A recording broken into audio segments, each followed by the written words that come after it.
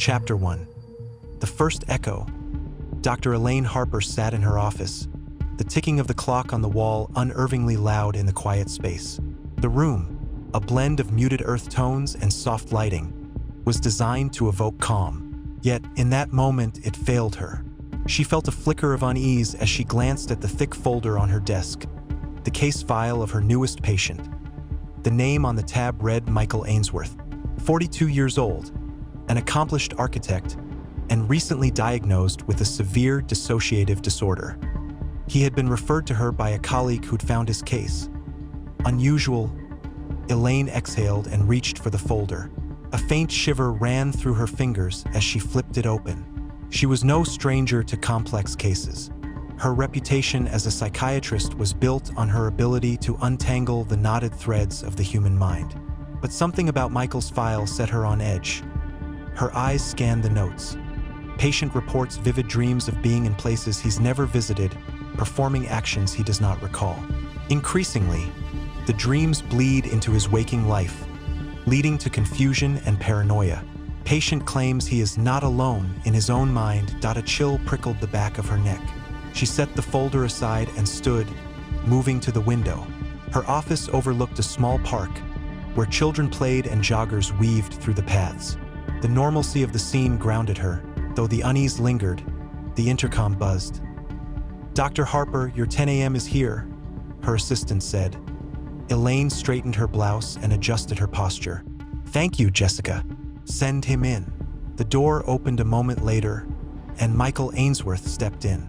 He was taller than she'd imagined, with a lean frame and a nervous energy that radiated off him like static electricity.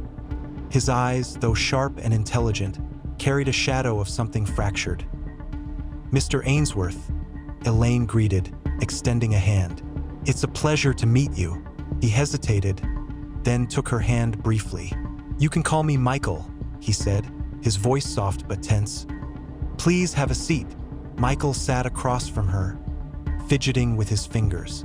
Elaine noted the slight tremor in his hands and the way his eyes darted to the corners of the room, as if expecting something to emerge. "How are you feeling today?" Elaine began, keeping her tone light.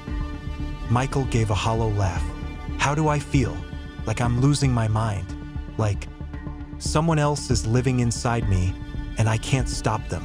Elaine leaned forward slightly. "Can you describe that feeling? When did it start?" "It started about 6 months ago," Michael said, his voice trembling. "At first, it was little things, forgetting where I'd put my keys or leaving the stove on. Things anyone might do. But then," he paused, swallowing hard, "then I started waking up in places I'd never been. One night, I woke up in a hotel room in another city, with no memory of how I got there." Elaine's pen moved swiftly across her notepad. "Do you ever hear voices? Or feel like someone is speaking to you directly?" Michael hesitated, his eyes darting to hers. "Yes, but it's not just voices. It's images, memories that aren't mine." "Can you give me an example?" Michael leaned back, running a hand through his hair. "A few weeks ago, I had this dream, or what I thought was a dream, about a woman. She was standing in a kitchen, crying, holding a knife. I woke up, and I could still smell the onions she was chopping. I don't know her. I've never seen her before, but the memory felt real." Elaine nodded, her mind already working through possible diagnoses. Dissociative identity disorder? PTSD with dissociative features? She would need more sessions to piece it together. "Michael, I want to help you," she said gently, "but it's important that we approach this step by step. For now, I'd like you to start keeping a journal. Write down everything you experience. Dreams, thoughts, feelings, anything that seems out of place. Can you do that for me?" He nodded slowly. "I'll try." As the session continued, Elaine couldn't shake the feeling that Michael's words were resonating with her on a level she couldn't explain. The vividness of his descriptions, the raw fear in his eyes. It all stirred something buried deep within her. When Michael finally left, she sat in silence, her mind racing. She glanced at the clock. It was just past 11 a.m., but the day already felt heavy. Elaine reached for her coffee, but as she lifted the cup, her hand froze. The faint aroma of onions wafted through the air. A smell that hadn't been there before. Her stomach twisted. She set the cup down, her eyes scanning the room. Nothing seemed out of place, but the unease had returned, sharper this time. For the first time in her career, Elaine wondered if she might be the one losing her grip on reality. Chapter 2: Threads of the Unseen. Elaine Harper found herself sitting in her kitchen late that evening, replaying the session with Michael Ainsworth in her mind. The smell of onions from earlier still lingered in her memory, and she had scrubbed every surface of her office, finding nothing that could explain its presence.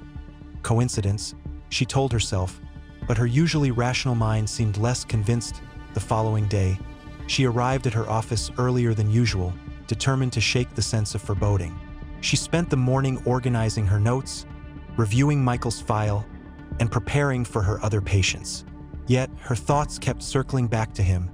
His fear, his vivid descriptions, the uncanny details of his experiences. At 2 p.m., her intercom buzzed again. "Dr. Harper, your 2 o'clock is here. Miss Charlotte Haynes." "Thank you, Jessica," Elaine said, exhaling and bracing herself. Charlotte was a longtime patient, a 30-year-old woman grappling with anxiety and obsessive-compulsive tendencies. She was usually punctual, composed, and eager to talk about her progress. Today, however, she entered the room looking disheveled, her eyes darting around the space like a bird searching for an escape. "Charlotte, are you all right?" Elaine asked, concern lacing her voice. Charlotte sank into the chair across from Elaine, wringing her hands. "I don't know, Dr. Harper. Something's wrong." "Take your time," Elaine said gently, her pen poised over her notepad. Charlotte looked up, her eyes wide. "I've been having dreams," she said, her voice barely above a whisper. Elaine's pen paused mid-air. "Dreams?"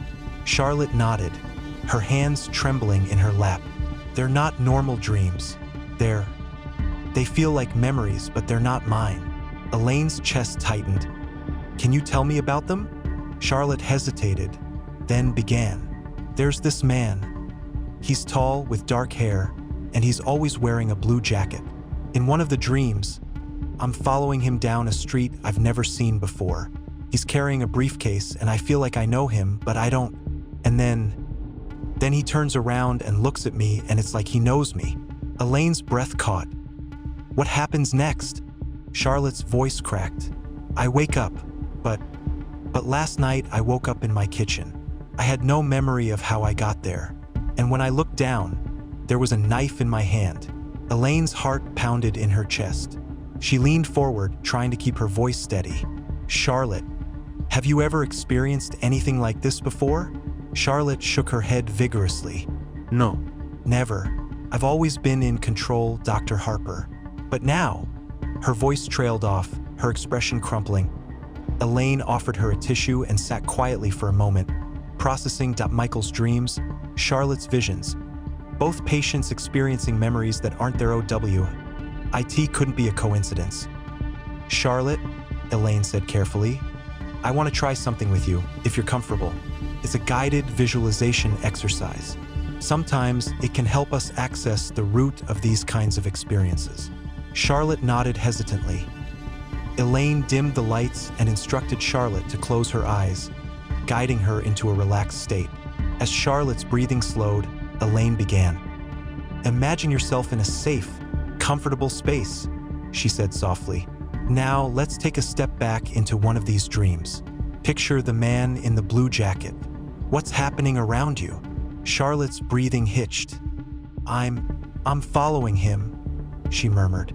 "He's walking fast, like he's in a hurry. There's a coffee shop on the corner. I can smell the coffee." Elaine felt a shiver. The detail was striking, too vivid to dismiss. "Do you see his face?" "Yes," Charlotte whispered. "He's turning around. He's looking at me. And what does he say?" Charlotte's eyes darted behind her lids, her body stiffening. "He says, 'You don't belong here.'" Elaine's stomach dropped. "Charlotte, where is here?" Charlotte's lips moved silently for a moment before she answered. I don't know. It's like I'm in his world, not mine. Elaine gently brought Charlotte out of the visualization, her mind racing. As Charlotte blinked back into awareness, she looked at Elaine with a mixture of fear and hope. "Did I do okay?" she asked. "You did very well," Elaine assured her, though her own unease was growing. When Charlotte left, Elaine sat at her desk, her thoughts spiraling. Two patients, completely unrelated, both reporting similar phenomena, and yet, her thoughts were interrupted by a knock at the door. Jessica poked her head in, looking concerned. "Dr. Harper, there's a delivery for you." Elaine frowned. "A delivery?" Jessica handed her a small, unmarked package. Elaine opened it cautiously, her pulse quickening as she removed a single item, a Polaroid photograph. The image showed a man in a blue jacket, standing on a street corner in front of a coffee shop. Elaine's hand shook as she turned the photo over. Written on the back, in a messy scrawl, were the words, "You don't belong here." Chapter 3. The Shadow of Familiarity. Elaine Harper sat frozen at her desk, staring at the photograph in her trembling hands. The man in the blue jacket, the coffee shop, the words scrawled on the back, "You don't belong here." Her mind raced. Who had sent it? How could it be connected to Charlotte's dreams? The delivery was anonymous, and Jessica had no idea where it had come from. Elaine exhaled slowly, setting the photo down and forcing herself to think logically. Was this a coincidence? A prank? Or was it something else? Something tied to the unsettling thread that seemed to weave through Michael's and Charlotte's lives. She checked her watch. She had an hour before her next patient, enough time to do some digging. Grabbing her laptop, she opened a search engine and typed in a description, "Man in blue jacket coffee shop." The results were predictably unhelpful. Random images, generic blog posts, and irrelevant news stories. Next, she tried narrowing it down. She typed, "You don't belong here, dream." A few results caught her eye. Forums discussing shared dreams, blogs on paranormal phenomena, and psychological studies on collective unconsciousness. But one link stood out, a thread on an obscure forum titled Echoes of the Unknown. Elaine clicked on it. The thread was filled with posts from people describing experiences eerily similar to Michael's and Charlotte's. They spoke of vivid dreams that felt like memories, encounters with strangers who seemed familiar, and waking up in places they couldn't remember. Going to point one post, in particular, made her stomach churn. "I keep dreaming about a man in a blue jacket. He's always walking away from me, but when he turns around, he says the same thing, 'You don't belong here.' I don't know what it means, but I've started seeing him in real life. I think I'm losing my mind." The post was signed with the username Lost in Echoes. Elaine's fingers hovered over the keyboard. She wanted to reply, to ask questions, but before she could, her office phone rang. The shrill sound made her jump. She picked up the receiver. "Dr. Harper speaking." "Elaine." The voice on the other end was familiar. Her friend and colleague, Dr. Amir Patel, a clinical psychologist she often consulted. "Amir," she said, trying to steady her voice. "What's going on?" "I just got off a call with a mutual friend, Dr. Reynolds. He mentioned you've taken on Michael Ainsworth's case." Elaine frowned. "Yes, why?" "Reynolds didn't tell you everything, Elaine," Amir said, his voice low. "Michael's case. It's not just about dissociative episodes. There's a pattern, one that goes beyond him." "What are you talking about?" Amir hesitated. "I've had 2 patients in the last year with symptoms almost identical to Michael's. Dreams that feel real, memories that aren't theirs, and both of them mentioned seeing a man in a blue jacket." Elaine's heart skipped a beat. "Why didn't you tell me this earlier?" she demanded. "I didn't think much of it at the time," Amir admitted. "But now, hearing that Michael is seeing you, I couldn't ignore it. There's something strange going on, Elaine. Something none of us fully understand." Elaine gripped the phone tightly. "Do you still have their contact information? I need to talk to them." Amir sighed. "One of them moved out of state. The other, he died, Elaine. He took his own life." Elaine felt a cold weight settle in her chest. "I'm sorry," Amir said gently, "but I thought you should know." Be careful with Michael's case.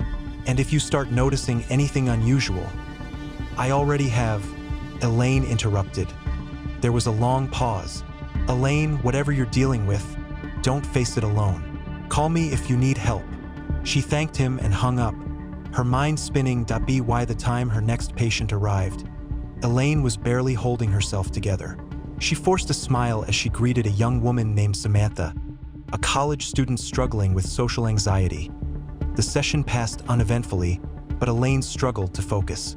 As Samantha talked about her challenges, Elaine found her mind wandering back to the photograph, the forum post, and Amir's warning. When the session ended, Elaine returned to her desk.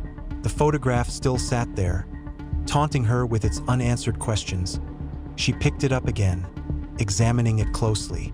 There was nothing unusual about it, just an ordinary man standing on an ordinary street. But the longer she stared, the more she felt an unsettling sense of déjà vu, as if she'd seen the man somewhere before. Her thoughts were interrupted by a faint sound, a whisper, soft and distant. "Elaine." She froze, her pulse quickening. The whisper came again, slightly louder this time. "Elaine." She turned her head sharply, her eyes scanning the room. It was empty, but the whisper lingered, sending chills down her spine. Her gaze fell back on the photograph. This time, something was different. The man's face, once neutral, now bore a faint smirk. Elaine dropped the photo, her breath catching in her throat. Her rational mind screamed that it was impossible, that she was imagining things. But deep down, she knew something was very, very wrong. Chapter 4. A Fractured Reflection. Elaine Harper sat in her car outside her office, gripping the steering wheel tightly. The photograph was still in her bag, tucked away as if burying it could erase what she had seen. Her mind replayed the moment over and over. The smirk on the man's face, the way the photo seemed to change before her eyes. "You're imagining things," she told herself. "Stress, lack of sleep, that's all it is." But the whisper of her name lingered in her ears, no matter how hard she tried to silence it. Taking a deep breath, she started the car and headed home. The city streets were bustling, the usual evening traffic humming around her. The normalcy should have been comforting, but every shadow seemed longer, every movement on the sidewalk sharper. She couldn't shake the feeling that she was being watched. Back at her apartment, Elaine locked the door and turned on every light in the living room. The cozy space, decorated with soft blues and whites, felt suffocating tonight. She set her bag on the dining table and stared at it, debating whether to pull out the photograph again. Instead, she poured herself a glass of water and sank onto the couch, her mind buzzing with unanswered questions. Michael and Charlotte weren't just cases anymore. They were pieces of a puzzle she couldn't yet see the shape of. The connections. Michael's memories, Charlotte's dreams, the man in the blue jacket, were too specific to ignore. She pulled her laptop onto her lap and opened the forum thread she had found earlier, scrolling through the posts. One in particular caught her attention, a reply to Lost in Echoes. "I've seen him too, the man in the blue jacket. He appears in my dreams, but lately, I've started seeing him in reflections. Mirrors, windows, even puddles. He's always watching." Elaine's stomach turned. She closed the laptop and leaned back, trying to collect herself. This wasn't just a psychological phenomenon. Something deeper, something darker, was at play. That night, Elaine struggled to sleep. She tossed and turned, her mind refusing to settle. When sleep finally came, it was restless, fragmented by strange dreams. She was in her office, but it wasn't her office. The walls were darker, the furniture mismatched, and the air was heavy with a faint, metallic scent. She sat at her desk, staring at the photograph. The man in the blue jacket stood before her, his face obscured by shadows. "You don't belong here," he said, his voice hollow and echoing. Elaine tried to speak, but no words came. Her body felt paralyzed, her mind screaming as he leaned closer. "You can't run from this." Suddenly, the walls of the office began to collapse, folding inward like a house of cards. Elaine woke with a start, her chest heaving as she gasped for air. The room was dark, but a faint glow caught her attention. She turned her head and froze. The photograph was on her bedside table, though she was certain she had left it in her bag. The man's face stared at her, the smirk now a full, sinister grin. A sound broke the silence. A faint tap, tap, tap that Elaine's eyes darted to the window. Her heart raced as she saw a shadow move across the glass. The tapping grew louder, more insistent. She didn't move. Fear rooted her to the spot. "Elaine?" A voice whispered, low and guttural, her breath caught as the shadow grew larger, its form almost human but distorted, like a reflection in rippling water. The tapping stopped, replaced by silence so profound it pressed against her ears. And then, just as suddenly, it was gone. Morning brought little relief. Elaine felt as if she hadn't slept at all. The events of the night clung to her, weighing heavily on her as she prepared for the day. She arrived at her office early, determined to make sense of what was happening. As she settled at her desk, she noticed something strange. Michael's and Charlotte's case files were sitting on her desk, though she didn't recall leaving them there. A note was tucked between the folders in jagged handwriting. It read, "It's not just them, it's you." Elaine's blood ran cold. Her hands trembled as she picked up the files, flipping through them. There were additional notes scrawled in the margins, notes she hadn't written. Dreams bleed into reality. The blue jacket is the key. She's losing herself. The last line stopped her cold. The reflection isn't hers anymore. A wave of nausea hit her, and she stumbled to the restroom. Splashing cold water on her face, she avoided looking at the mirror, afraid of what she might see. This can't be happening. Her phone buzzed in her pocket, jolting her from her thoughts. It was Amir. "Elaine," he said, his voice urgent. "I need you to listen to me. I've been doing some research, and I think I know what's happening." "What?" she asked, her voice shaky. "It's not just Michael or Charlotte," Amir said. "This phenomenon, whatever it is, it's spreading. And Elaine, it's affecting you too." She gripped the phone tighter. "What do you mean?" "The man in the blue jacket," Amir said. "He's not just in their dreams. He's in yours too, isn't he?" Elaine's throat tightened. "How do you know that?" "Because that's how it starts," Amir said grimly. "The dreams, the visions, the whispers. Elaine, you need to get out of there. Now." Before she could respond, the line went dead. Elaine lowered the phone, her reflection in the mirror catching her eye. The woman staring back at her wasn't her. Her lips moved, forming words Elaine couldn't hear. Then the reflection smiled. Chapter 5. Fractured Realities. Elaine's pulse quickened as she stared at the reflection in the mirror. It was her face, but not entirely. There was something different in the way her eyes gleamed, something chilling in the curve of her smile. Her reflection seemed to take on a life of its own, independent of her movements. "This can't be real," she thought, her breath shallow. "It's just stress. It's all in my mind." But even as she told herself this, the reflection continued to smile, its expression growing more knowing, more sinister.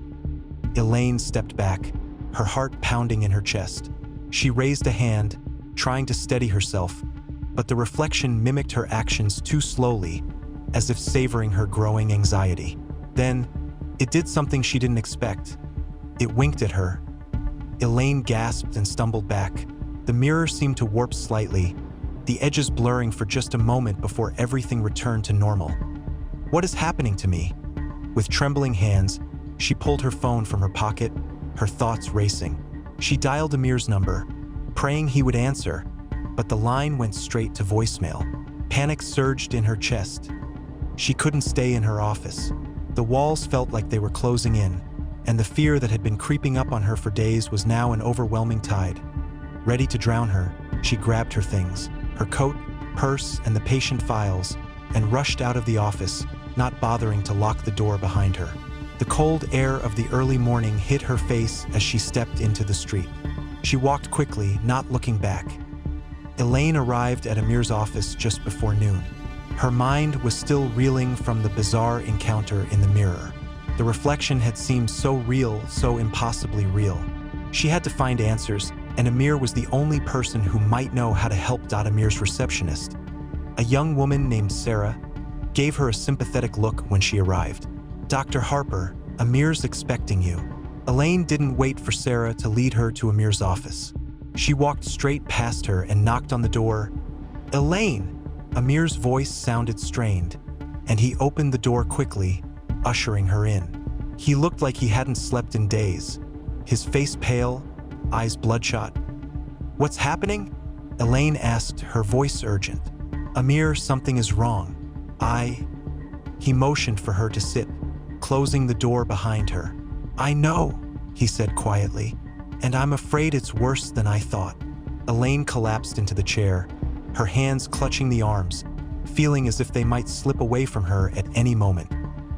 "Tell me everything you've experienced. The dreams, the whispers, the reflections. You're not the only one, Elaine. You need to understand that." Elaine inhaled sharply. "I've been seeing the man in the blue jacket. It's not just in my dreams anymore. I saw him in a photograph. And last night I saw him in the mirror. My reflection, it wasn't mine." Amir nodded slowly, as if he had been expecting this. "I've been researching Elaine. This man, this figure, he's not just an ordinary figment of the mind. There are patterns in the cases I've seen. It's as if he's a part of something larger, something that goes beyond the individual." Elaine frowned. "What do you mean, beyond the individual?" "Think about it," Amir said. "Your patients, Michael and Charlotte, they all have one thing in common. They're not just dreaming about this man.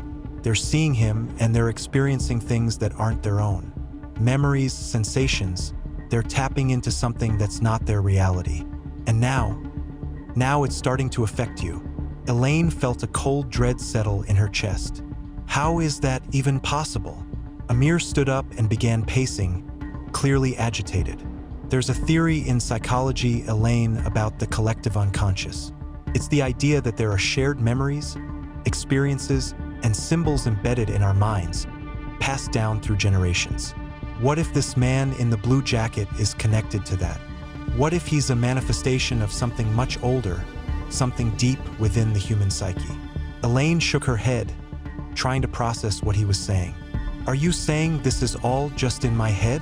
"No," Amir said, his voice firm. "I think it's more than that. I think this figure represents something, a force that's leaking through into your reality. And the more you interact with it, the stronger it becomes." Elaine stood abruptly, her hands clenched at her sides. "How do we stop it?" Amir hesitated, his expression grave. "I don't know, but I think we need to find out more about this figure. The man in the blue jacket, who he is, what he represents. And I think we need to go deeper into your own mind. You're connected to this in ways you don't even understand." Elaine's head spun. "You want me to, what? Dive deeper into my own mind? Like a guided therapy session?" Amir met her gaze, his eyes shadowed with concern. "Not just that. I'm talking about regression therapy. It's risky, but if we can trace the origins of this figure, maybe we can sever the connection. If it's in your subconscious, we need to confront it directly." Elaine stepped back, her mind racing. Regression therapy? The idea felt terrifying, like opening a door that she wasn't sure she could close again. She wanted to say no, to walk away from this, to pretend none of it was happening. But deep down, she knew she couldn't.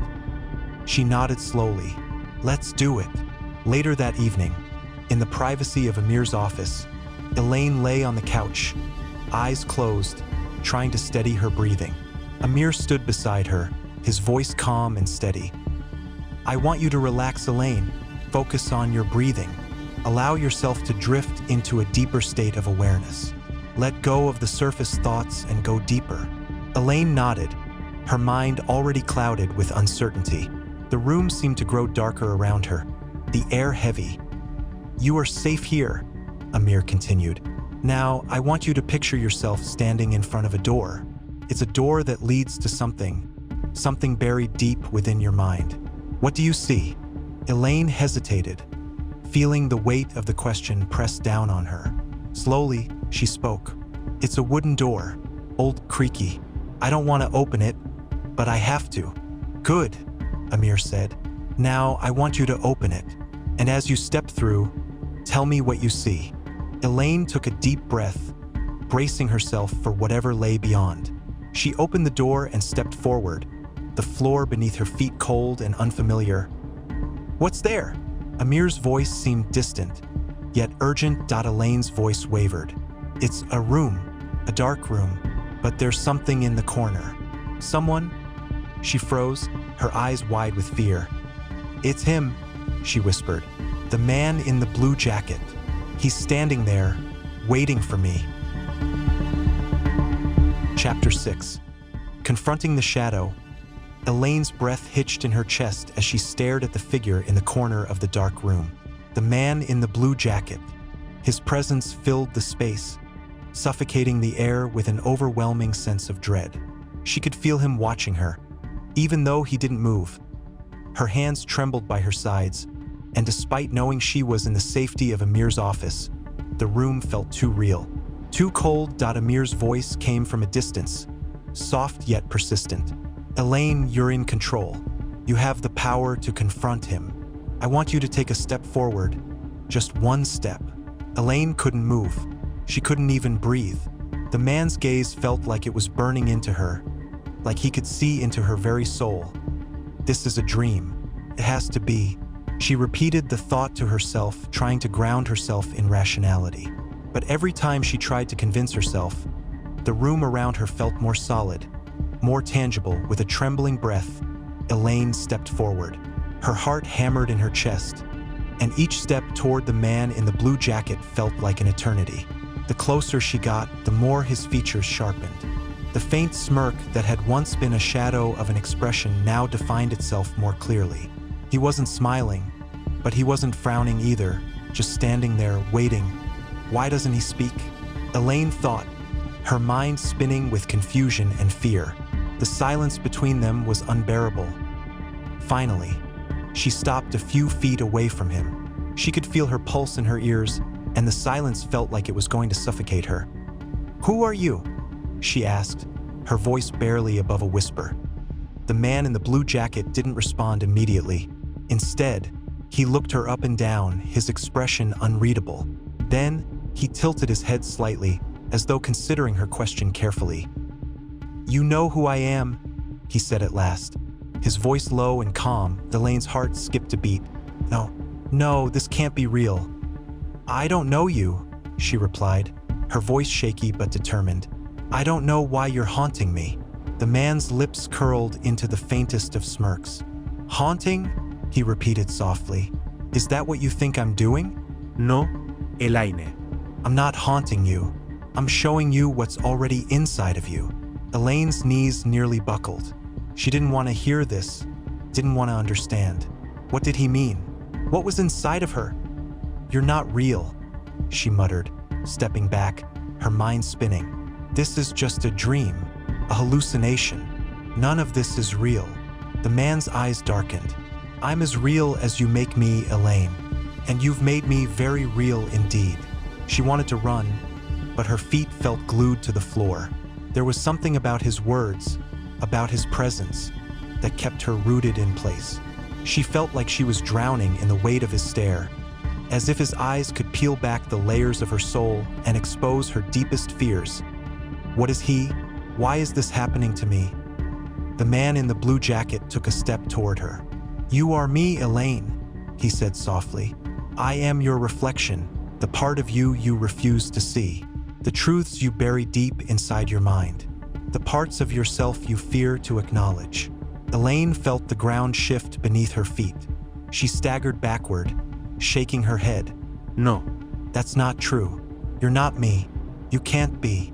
He stepped forward again, his presence growing more oppressive with each movement. "How long do you think you can hide from yourself? From the things you've repressed? You think your patients are the only ones who carry the weight of their pasts. You think you're immune to it." Elaine's breath caught in her throat. The question hit her harder than any blow could. Her past, her memories. She had spent years pushing them away, locking them in a deep part of herself that she never wanted to revisit. "I don't know what you're talking about," she whispered, feeling a cold sweat forming on the back of her neck. "Oh, but you do," he said, his voice like silk, each word cutting through her defenses. "You know exactly what I'm talking about. You've buried it all under layers of denial, convinced yourself it doesn't matter. But I'm here to remind you that it does." Elaine's mind raced as flashes of memories began to surface, fragments of her childhood. Moments she had buried so deep that they felt foreign to her now. A small room, her mother's face, angry and distant. The sound of shouting. "No," Elaine gasped, clenching her fists. "No, this isn't true. It's not real. It can't be." The man in the blue jacket didn't flinch. "You want to ignore the past, but the past will never ignore you. It's with you, Elaine. It's part of you. And as long as you refuse to face it, it will continue to haunt you. The same way it's haunting your patients. The same way it's haunting me." Elaine's vision blurred, the room spinning as she fought to hold onto her composure. But the more she resisted, the stronger the memories became. The more the man's words gnawed at her, forcing her to confront the truth she had worked so hard to bury. "Why are you doing this?" she cried, her voice breaking. "What do you want from me?"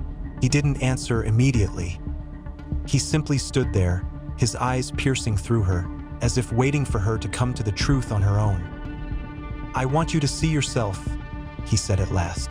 "The truth you've been running from. The truth about your past, your fears, and your guilt.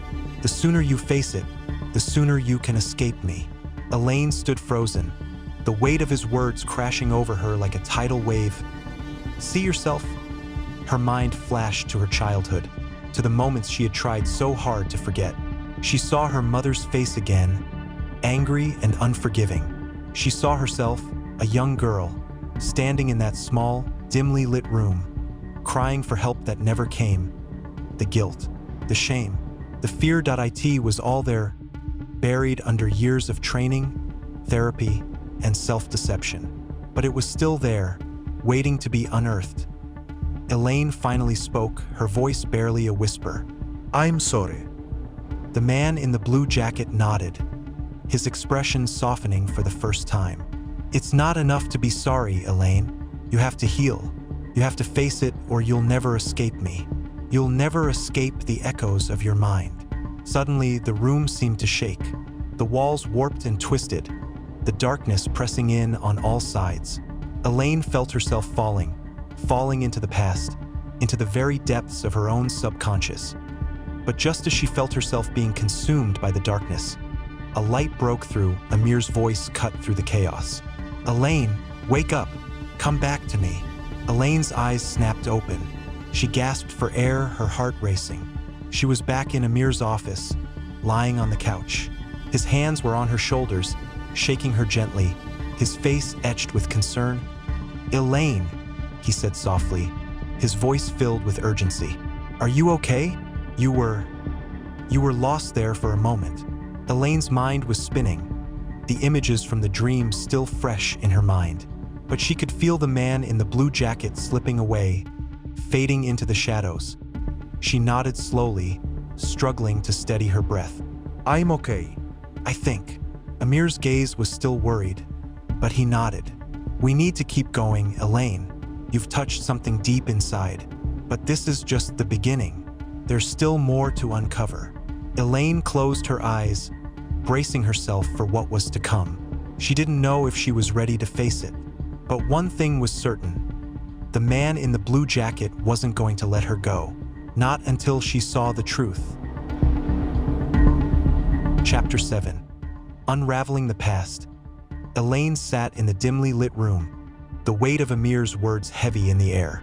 She could still feel the echoes of the man in the blue jacket, his presence lingering like a shadow. Every corner of the room seemed to press in on her, as if the walls themselves were closing in, constricting her every breath. She ran her hands through her hair, trying to calm her racing thoughts. What was real? What was just a product of her mind? The line between the two had begun to blur, and she couldn't tell if she was losing control or if she was finally confronting the truth. Amir sat across from her, watching her closely. He hadn't spoken since she woke up, but the concern in his eyes told her that he, too, knew that something deeper was at play here. "How are you feeling?" he asked softly, breaking the silence. Elaine exhaled shakily, trying to gather her thoughts. "I don't know," she whispered. "Everything feels wrong. The man in the blue jacket, he said I have to face my past, or I'll never escape him." "What does that mean?" Amir leaned forward, his expression serious. "It means that your mind is trying to communicate with you, Elaine. The figure, the man in the blue jacket, he's not just a hallucination. He represents something buried deep within you, something you've been avoiding for a long time." Elaine's stomach twisted. The past. She had known it was there, always hovering at the edges of her consciousness, but she had spent years burying it. She didn't want to face it, didn't want to confront the pain and guilt that still lingered in her heart. But now, the man in the blue jacket had forced her to see it, whether she was ready or not. "What do I do?" Elaine asked, her voice trembling. "How do I face it?" Amir paused, choosing his words carefully. "You have to start by remembering, Elaine. Not just the surface details, but the emotions, the feelings you've pushed aside, the trauma you've tried to forget. I know it's painful, but it's the only way to free yourself from this. You have to acknowledge it, let it come to the surface, and then you can begin to heal." Elaine's throat tightened. Remembering, the very thought made her stomach turn. But deep down, she knew Amir was right. She couldn't keep running from it. If she didn't face her past, the man in the blue jacket would continue to haunt her. "Where do I even begin?" Elaine whispered, her voice barely audible. Amir reached out, gently placing a hand on her arm. "Start with what you're afraid to remember, the earliest memories, the ones that have always been just out of reach, and then we'll go from there." Elaine nodded, the fear in her chest growing stronger. But she knew that she couldn't keep avoiding it. For the first time in years, she had to look back. The following days were a blur of therapy sessions, both with Amir and on her own. Elaine spent long hours in her office, poring over patient notes and reflections, trying to find connections between her own experiences and those of her patients. The more she dug, the more the pieces began to fall into place. And yet, the man in the blue jacket kept appearing.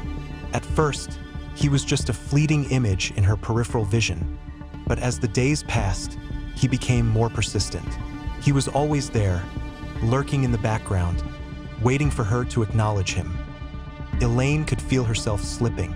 She was losing sleep, unable to focus on anything for more than a few minutes at a time. The past was pulling her under, threatening to drown her in memories she wasn't ready to face one afternoon. As she sat in her office, staring blankly at her computer screen, the door to her office opened with a soft creak.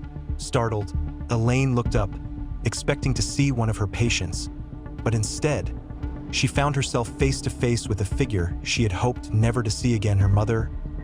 "Mom!" Elaine's voice cracked as she spoke, her heart racing. Her mother stood in the doorway, her expression cold and unreadable. She was older now, but the sharpness in her features was still unmistakable. Her eyes were the same, cold, distant, the eyes that had haunted Elaine's childhood. "You've been avoiding this, Elaine," her mother said, her voice icy. "You can't run forever." Elaine's breath caught in her throat. This wasn't real. This couldn't be real. "You're not here?" Elaine whispered, shaking her head. "You're not real." Her mother stepped into the room, her presence filling the space like a suffocating fog. "I'm as real as you make me, Elaine, just like the man in the blue jacket. He's a reflection of what you refuse to see, just like me." Elaine's chest tightened.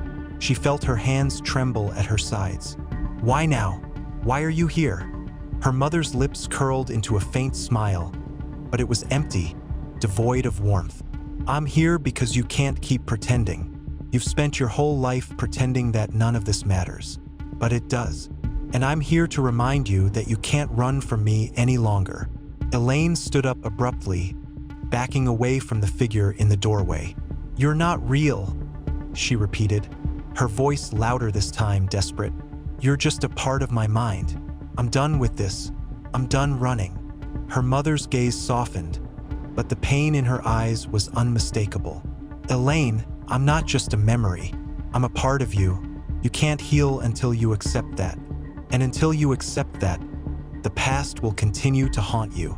Elaine's legs shook as she stepped backward, her breath coming in shallow gasps. "I won't let you control me anymore." "Good luck with that," her mother said, her voice echoing in the room as she began to fade away. Elaine collapsed into the chair, her heart racing, her mind in turmoil. It wasn't real, couldn't be real, but the emotions were too real. The guilt, the shame. Everything she had tried to forget was coming back in waves, crashing down on her. The man in the blue jacket appeared again, standing in the corner of the room. His eyes locked onto hers, and for the first time, Elaine didn't look away. "You can't hide from yourself," he said softly. "Not anymore." Elaine squeezed her eyes shut, trying to block him out, but his words kept echoing in her mind. She had been running for so long, hiding from the truth that she had been too afraid to face. But now, the past was demanding that she confront it. And as she sat there, struggling to breathe, she realized something. The man in the blue jacket wasn't just a figment of her imagination. He was a part of her, a reflection of the darkness she had hidden away. And if she wanted to escape him, she had to face it all. The past, the pain, the fear. She had to face herself. Chapter 8. The breaking point. Elaine felt like she was standing on the edge of a precipice, staring into the vast chasm of her past. Each day, the walls of her mind grew more confining, and the figure in the blue jacket became a constant presence in her life, never allowing her to forget what she had buried for so long. The man in the blue jacket, her reflection, was always there, in the corner of her vision, in the shadows of her thoughts. He no longer seemed like a phantom. He was a part of her, and she knew deep down that the only way to escape him was to confront the memories, the guilt, the shame she had spent her life trying to outrun. But how could she face something that she had pushed so far away for so long? Elaine hadn't slept in days. She had stopped seeing her patients, retreating into her office, hoping that if she ignored the world long enough, the darkness would recede. But it never did. It only grew stronger, more insistent, until she could no longer pretend that everything was fine. She had tried to continue with her daily life, but everything felt like a lie. Every conversation, every glance, every breath felt like it was leading her deeper into the abyss. Even Amir, who had once been her anchor, seemed to be growing distant. His gentle probing only making her feel more exposed. The man in the blue jacket had begun to speak to her more often, his voice seeping into her mind like a poison. His words echoed in her thoughts when she was awake, and they haunted her dreams when she slept. "You can't run from yourself. You can't hide from the truth." Elaine was losing control. Her mind was unraveling, and no matter how hard she tried to hold on, the threads of her sanity were slipping through her fingers. One evening, after yet another sleepless night, Elaine found herself standing in front of the full-length mirror in her bedroom. Her reflection stared back at her, but it wasn't her face that she focused on. It was the faint outline of the man in the blue jacket standing behind her. He was always there, lurking in the corner of her vision, waiting. She couldn't take it anymore. She had to face him. She had to confront the truth, even if it meant breaking. It's just a reflection. It's just a part of me, she thought desperately, as if convincing herself would make it easier. But deep down, she knew it wasn't that simple. She had spent years denying the truth, pushing it away as though it didn't matter. But it did, and she had no choice but to face it now. "Who are you?" Elaine whispered to her reflection, her voice shaking. "What do you want from me?" The man in the blue jacket took a step forward, his presence as solid as the mirror itself. His eyes locked onto hers, and for the first time, there was no smug expression, no indifference. He looked solemn. His face was a mask of grief, as if he understood the weight of what she had been carrying for so long. "You know who I am?" he said softly, his voice filled with an aching resonance. "I am the part of you that you refuse to see, the part that you've buried under years of denial, the part of you that is terrified of the truth." Elaine took a step back, her heart hammering in her chest. She didn't want to hear this. She didn't want to face the truth. Not now, not ever. "You're just a hallucination," she gasped, her voice barely above a whisper. "None of this is real. I'm just imagining you. This is just a dream." The man in the blue jacket shook his head slowly, his eyes never leaving hers. "This is not a dream, Elaine. This is reality. You can keep running from it, but you can never escape the truth." Elaine turned away from the mirror, stumbling back toward the bed. She felt as though the room was closing in on her, the walls pressing down on her chest, the air thick with the weight of her own fear. She had spent so many years pretending that her past didn't matter, that the things that had happened to her didn't define her. But now, in the silence of the room, the truth was undeniable. Her mother. The anger, the shouting, the coldness, the fear that had gripped her as a child, the sense of never being good enough, never being loved. Why didn't I see it before? Her mind flashed back to the moments she had tried to forget. The arguments with her mother, the way her mother's eyes would harden whenever Elaine spoke, as though her very presence was an inconvenience. The constant feeling of being a burden, the never-ending pressure to be perfect. She had tried so hard to escape, to become something different, something better. But no matter how far she ran, the past had always followed her. The man in the blue jacket was right. She couldn't escape it. The past was a part of her, woven into the fabric of who she was. And until she faced it, she would never be free. Elaine collapsed onto the bed, burying her face in her hands. She wanted to scream, to cry, to break down and let the weight of everything crush her. But something in her stopped her. Something deep inside told her that she had to keep going, that the only way out was through. "Amir," she whispered, her voice choked with emotion. "What do I do now?" Amir's voice echoed in her mind, a faint comfort amidst the chaos. "You have to remember. You have to face it, Elaine. Only then can you begin to heal." Elaine's breath was shallow, her chest tight with emotion. She had been running from the truth for so long, but now she knew what she had to do. She had to confront her past, piece by piece, until she could finally let it go. She stood up slowly, wiping the tears from her eyes. The man in the blue jacket was still standing there, watching her, waiting for her to make her next move. Face the truth, she thought, taking a deep breath. I have to face it. With trembling hands, she reached for the door, knowing that this was the moment. She was about to confront the one thing she had been too terrified to face for years. But she knew she couldn't keep running. It was time. Chapter 9. The Echo of Truth. Elaine stepped into the hallway, her legs unsteady beneath her. The house, which had once felt like a place of safety, now felt like a labyrinth of memories, each corner hiding a new terror, each shadow whispering of a past that had never truly been left behind. The walls seemed to pulse with the weight of years spent in denial, as though they were waiting for her to confront the truth that had been hidden within them.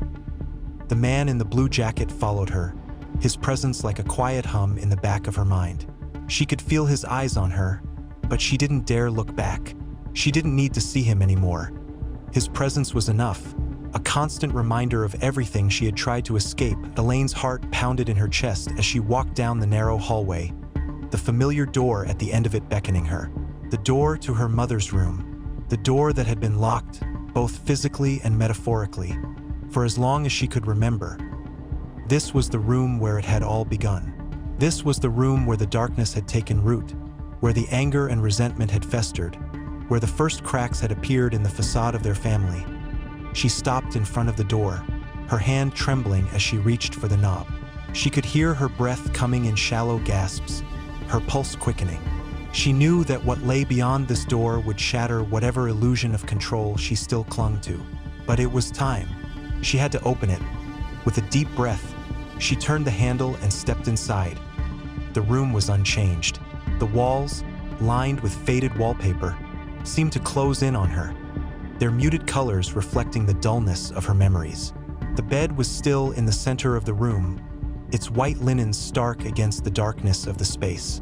And in the corner, near the window, the small wooden chair her mother used to sit in was still there, empty and waiting, Elaine stood in the doorway, her body frozen in place. The air felt thick, heavy with the ghosts of the past, the ones that had been waiting for her to return. The man in the blue jacket was no longer behind her, but she could feel him there, in the very fabric of the room, in the space between her and the memories that hung like a dense fog in the air. "Elaine," his voice whispered, soft but insistent. "You have to look. You have to see." She closed her eyes, the weight of his words pressing down on her. She didn't want to see. She didn't want to relive the pain that had shaped her into who she was. But deep down, she knew that she had no choice. She had to look. She had to see the truth. Slowly, she stepped forward, her feet feeling heavy with every movement, as though the very ground beneath her was trying to pull her back into the past. She made her way to the bed, where a small, worn photo album rested on the nightstand. The sight of it made her heart ache with shaking hands. She picked it up, the leather cover cold and smooth beneath her fingertips. She opened it slowly, the pages creaking with age. The first picture was one of her mother and father, taken long before the anger and resentment had taken root. They were young, smiling, and happy, a stark contrast to the faces that had replaced them in Elaine's memory. She turned the page, and there they were, Elaine as a child, standing beside her mother, her father behind them with his arm around her mother's shoulders. The photo was taken at a family gathering, a rare moment of joy in a home that had been plagued by silence and coldness. Elaine's heart clenched in her chest as she stared at the smiling faces in the photograph. Felt like a lifetime ago, a time when things had been different, when her family had been whole. She could almost feel the warmth of that moment, the innocence of it, before everything had shattered. But as she flipped through the pages, the photographs began to change. The smiles faded, replaced by tension, by coldness, by eyes that no longer looked at each other with love, but with something darker. The cracks had begun to show, and Elaine had been too young to understand. The last picture in the album was the hardest to look at. It was taken the day her father had left, the day everything had fallen apart. In the photo, her mother stood alone in the kitchen, her face a mask of anger and betrayal. Elaine was there, too, her small face filled with confusion, trying to make sense of what was happening. The pain in Elaine's chest was unbearable as she traced the photo with her finger. The memory of that day rushed over her. The shouting, the door slamming, the cold silence that followed. She had been so young, so helpless. She hadn't understood why her father had left, why her mother had pushed him away. But she had felt the sting of it, the feeling of abandonment, the sense that something had broken that could never be fixed. And then it had all spiraled. Her mother had turned inward, the warmth and affection once present in their home replaced by cold distance and anger. Elaine had tried, over and over, to earn her mother's love, to be perfect, to make everything okay. But no matter what she did, it was never enough. And now, standing in this room, the echoes of that pain were deafening. The walls seemed to close in on her, the weight of it all pressing down on her chest until she could barely breathe. "You have to see it," the man in the blue jacket's voice whispered again. "You have to face it." Elaine closed her eyes, the tears streaming down her face. She didn't want to face it. She didn't want to feel the suffocating weight of her mother's anger, her own guilt, the years of unresolved pain that had shaped everything she had become. But she knew, deep inside, that the only way to break free was to confront it. "I can't run anymore," she thought, her hands gripping the edges of the album as if it were the only thing tethering her to reality. "I have to face it." With a final, shuddering breath, Elaine let go of the past. She allowed the memories, the anger, the guilt to rise to the surface, to flood her like a tidal wave. She didn't fight it. She let it all in. And in that moment, she realized something. The man in the blue jacket was not her enemy. He was the reflection of her own truth, the part of her that had been buried so deeply, so painfully, that she had refused to acknowledge it. But now, in the silence of this room, she understood to heal.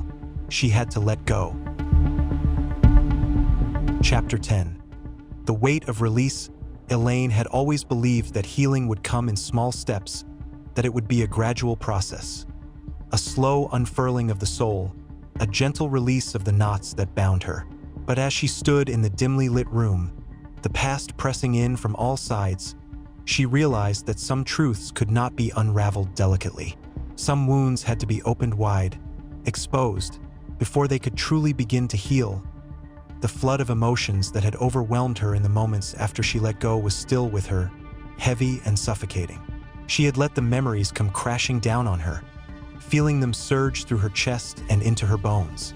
The pain of her mother's anger, the ache of her father's absence, the deep, gnawing fear that had clung to her for years. They were all there, raw and undeniable. But as the wave of grief receded, something new began to take shape beneath it.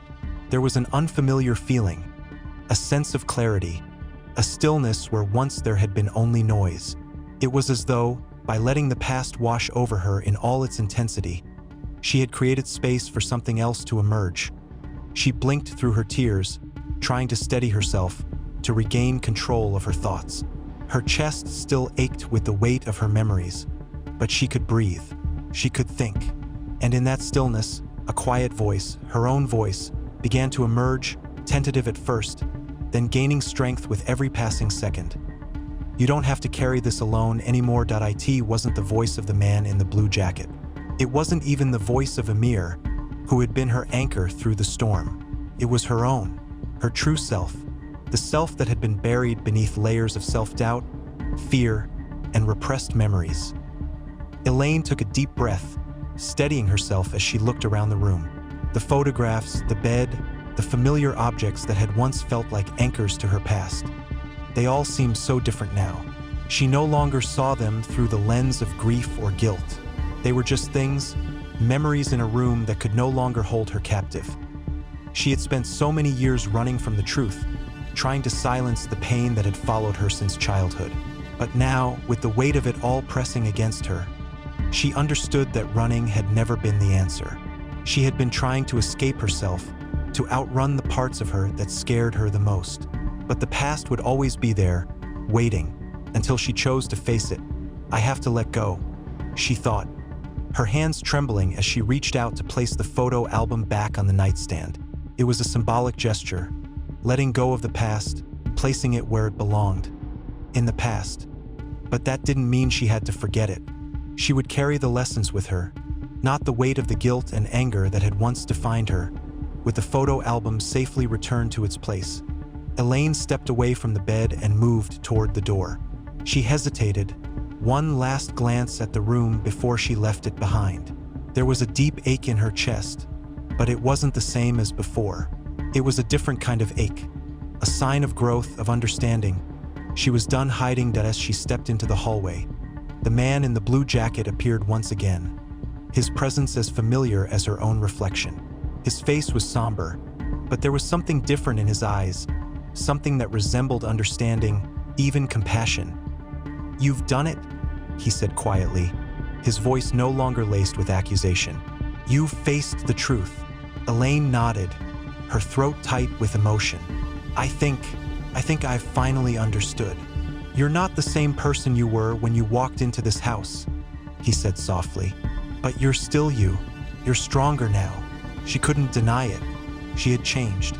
The walls that had once confined her, the chains that had bound her to her past, were no longer as strong. She had broken free, broken through the fear, the shame, the self-doubt. She was still healing, still processing, but she no longer felt like she was drowning in the weight of it all. Elaine took another deep breath, feeling a sense of peace she hadn't known in years. For the first time in as long as she could remember, she didn't feel as though she was running from herself. She felt like she was finally walking alongside herself, facing the past, embracing it, and moving forward. "Thank you," she whispered to the man in the blue jacket, her voice full of gratitude. He smiled softly, and for a brief moment, he seemed to vanish into the air around her. His role in her journey was done. It was time for her to walk alone. Elaine left the house, her steps firm and steady as she made her way down the street. The world outside was quiet, bathed in the soft glow of early morning light. She could feel the weight of her past lifting, not disappearing, but becoming something she could carry without being crushed under its burden as she walked. Her mind drifted back to the countless times she had tried to push away the truth, to bury the memories that haunted her. She had always feared that if she faced them, they would consume her. But now, in this moment, she understood that they had never had the power to destroy her. They were a part of her, yes, but they didn't define her. Her mind then turned to Amir. He had been her friend, her confidant, the one person who had never judged her, who had always believed in her, even when she couldn't believe in herself. She needed to talk to him, to let him in, to share with him the truth she had hidden for so long. She smiled faintly, the weight in her chest beginning to ease. She was ready. Chapter 11. The tipping point. Elaine's steps were lighter now, though the air still carried the familiar weight of the past. She had confronted it, acknowledged it, and for the first time in years, she felt a sense of clarity that had eluded her for so long. The world around her felt vivid, full of possibilities she had long ignored in her attempts to flee from the truth.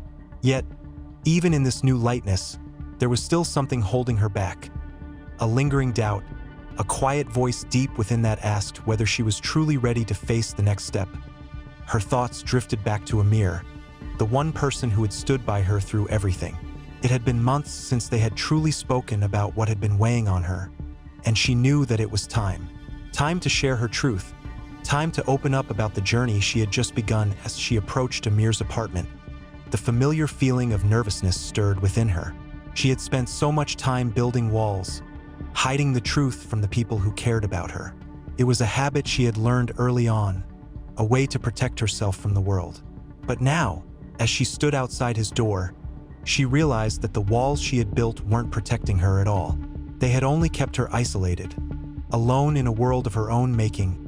She knocked gently, the sound almost too loud in the stillness of the hallway.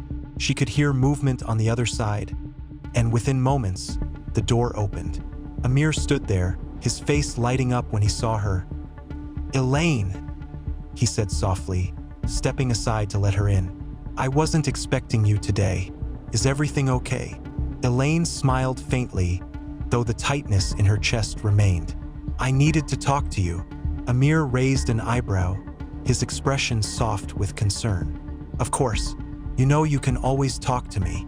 She stepped into the apartment, the familiar smell of coffee and incense comforting in its own way. She had spent countless hours here over the years, finding solace in Amir's calm presence, his steady understanding. But today felt different. Today, she was walking into this space with a new sense of self, a self that had been hiding for far too long. They sat on the couch, the silence stretching between them for a few moments before Amir spoke again. "What's on your mind, Elaine?" Elaine took a deep breath, feeling the weight of her words before she spoke. "I've been thinking a lot about everything, about the past, about what's been happening to me recently. I've been hiding for so long. I've been trying to outrun the truth, to keep it buried." Amir didn't interrupt, simply nodding as he waited for her to continue. I think I'm finally ready to face it," Elaine said, her voice shaky but resolute. "All of it.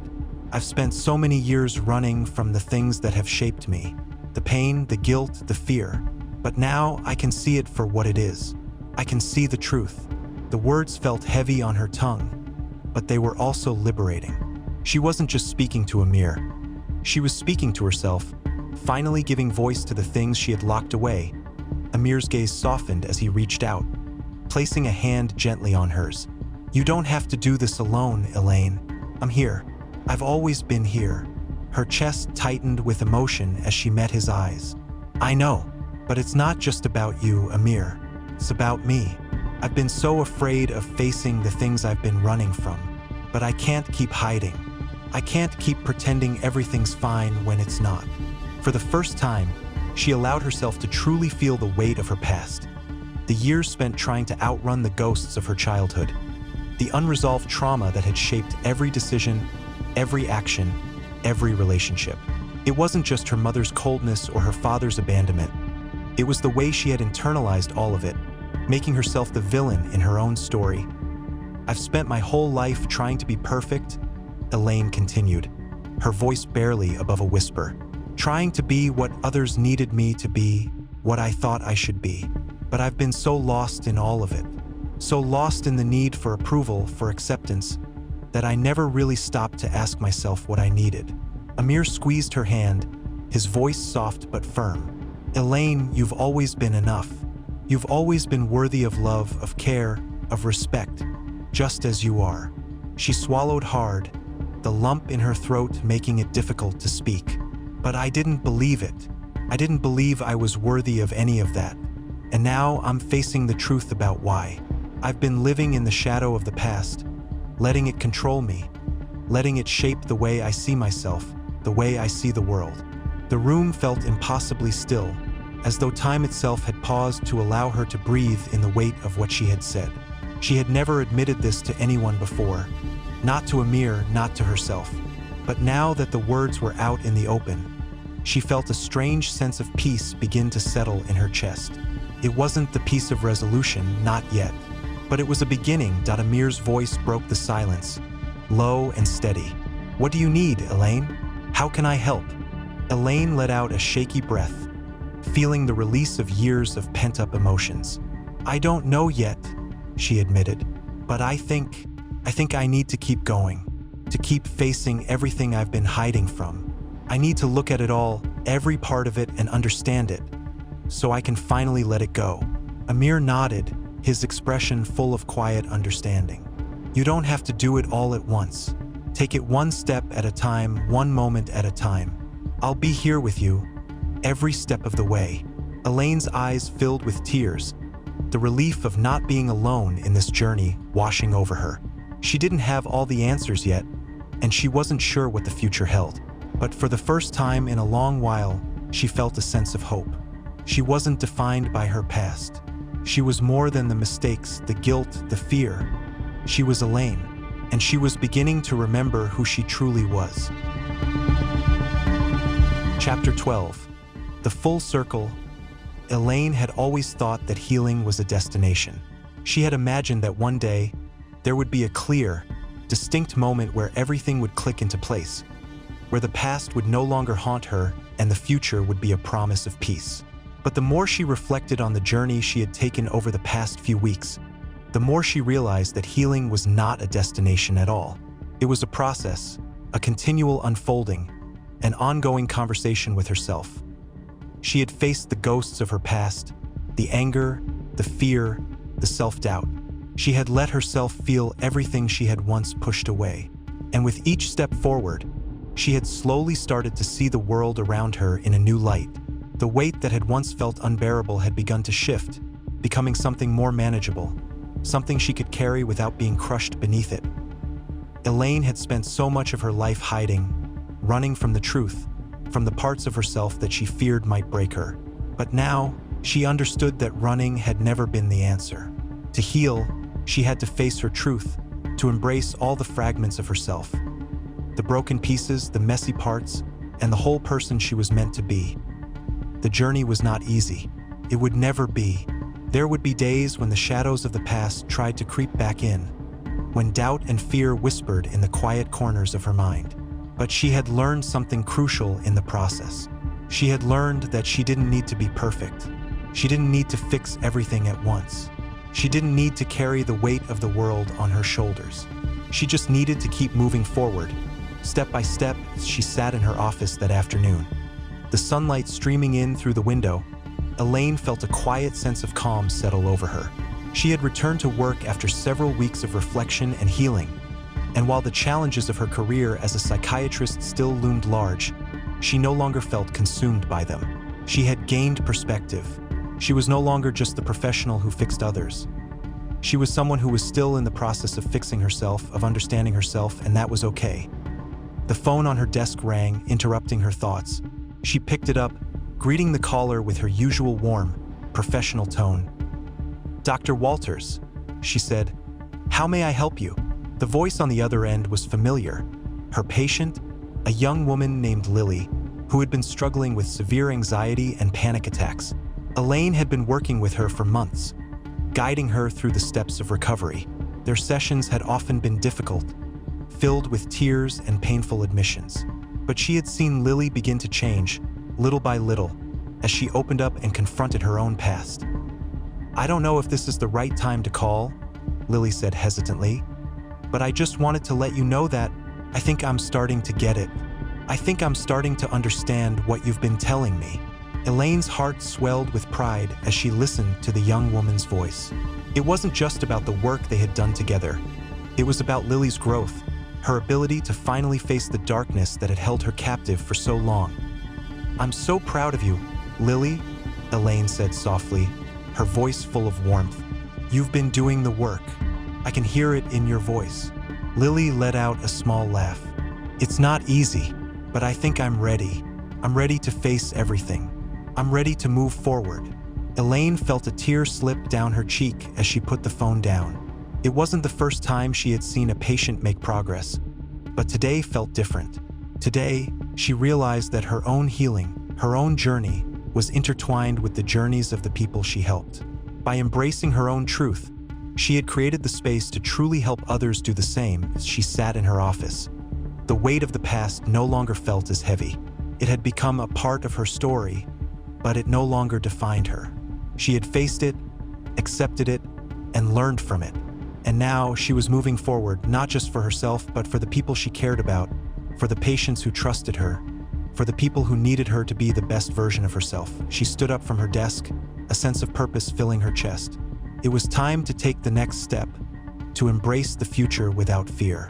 She wasn't alone. She never had been dead as she stepped into the hallway. She saw Amir waiting outside her office. He had been a steady presence in her life, a reminder that she didn't have to go through this alone. Their friendship had been one of the constants she had clung to, a lifeline when everything else had felt uncertain. Amir smiled at her as she approached. "How are you feeling?"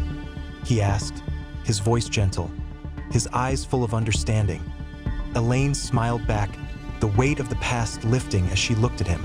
I'm okay, Amir. "No, I'm better than okay. I'm ready."